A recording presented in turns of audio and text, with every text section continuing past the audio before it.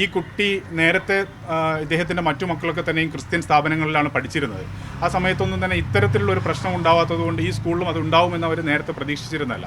ഇപ്പോൾ പലരും പറയുന്നത് ഒക്ടോബർ മാസത്തിലാണ് ഈ പ്രശ്നം ഉണ്ടായത്, എന്തുകൊണ്ട് ഈ മാസം ഈ കുഴപ്പമുണ്ടാകുന്നു എന്നാണ്.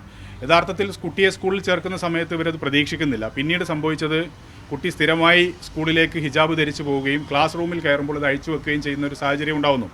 അത് കുട്ടി സ്ഥിരമായി പ്രയാസം പറയുകയും കുട്ടിയുടെ മാതാവ് പലതവണ സ്കൂളിൽ ഇത് സംബന്ധിച്ച പരാതികൾ ഉന്നയിക്കാൻ ചെന്നിരുന്നു.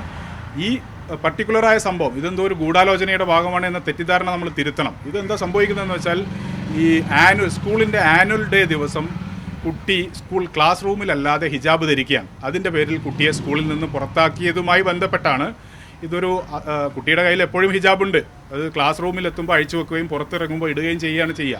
ആ ദിവസം ആനുവൽ ഡേ ആയതുകൊണ്ട് പുറത്തെ ഹാളിൽ നടക്കുന്ന പരിപാടിക്ക് കുട്ടി ഹിജാബ് ധരിച്ചതുമായി ബന്ധപ്പെട്ടാണ് ഈ പ്രശ്നങ്ങൾ ഉണ്ടാകുന്നത്. അല്ലാതെ അദ്ദേഹം എന്തോ പ്ലാൻ ചെയ്ത് ഒക്ടോബർ മാസത്തിലൊരു പ്രശ്നം ഉണ്ടാക്കി എന്ന നിലയിലല്ല അതുണ്ടാവുന്നത്. അതിനുശേഷമുണ്ടായ സംഭവവികാസങ്ങൾ അപ്രതീക്ഷിതവും അല്പം ഒരു സ്കൂൾ മാനേജ്മെൻറ്റിൻ്റെ ഭാഗത്തുനിന്ന് ഉണ്ടാവാൻ പാടില്ലാത്ത കാര്യമാണ്. ഞാൻ അതിൽ ഇത്രമാത്രമാണ് സൂചിപ്പിക്കുന്നത്. ഒരു അഭിഭാഷകൻ സ്കൂൾ മാനേജ്മെന്റ് പറയുന്നത് കുട്ടിയെ പുറത്താക്കിയിട്ടില്ല, അതിന്റെ CCTV തെളിവുണ്ടെന്നാണല്ലോ.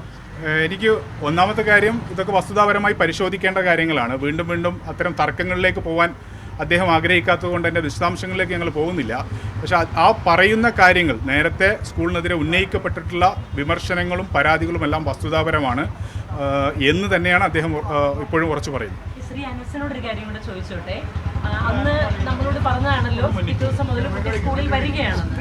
ഞാൻ തന്നെ പറഞ്ഞോളാം, ഇനി അതിൽ ഒരു തർക്കത്തിലേക്ക് പോവേണ്ടതില്ല എന്നതാണ് നമ്മുടെ നിലപാട്.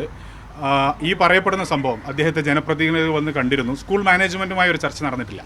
ചർച്ച നടന്നത് ജനപ്രതിനിധികളുമായിട്ടാണ്. ആ സന്ദർഭത്തിൽ ഇത് വലിയൊരു കുഴപ്പത്തിലേക്ക് പോകുന്നു നാട്ടിൽ, നിങ്ങൾ അത്തരം ഒരു കുഴപ്പമുണ്ടാക്കരുത് എന്ന് പറഞ്ഞപ്പോൾ അവരോട് ശരി എങ്കിൽ എന്ന് അദ്ദേഹം പറഞ്ഞിരുന്നു. എന്നാൽ പിന്നീട് ഈ സംഭവ വികാസങ്ങളൊക്കെ ഡെവലപ്പ് ചെയ്യുന്ന സന്ദർഭത്തിൽ കുട്ടിയുടെ ഒരു മാനസികാവസ്ഥ കൂടി പരിഗണിച്ചുകൊണ്ടാണ് ഇനി അങ്ങോട്ട് പോകേണ്ടതില്ല എന്നവർ തീരുമാനിക്കുന്നത്.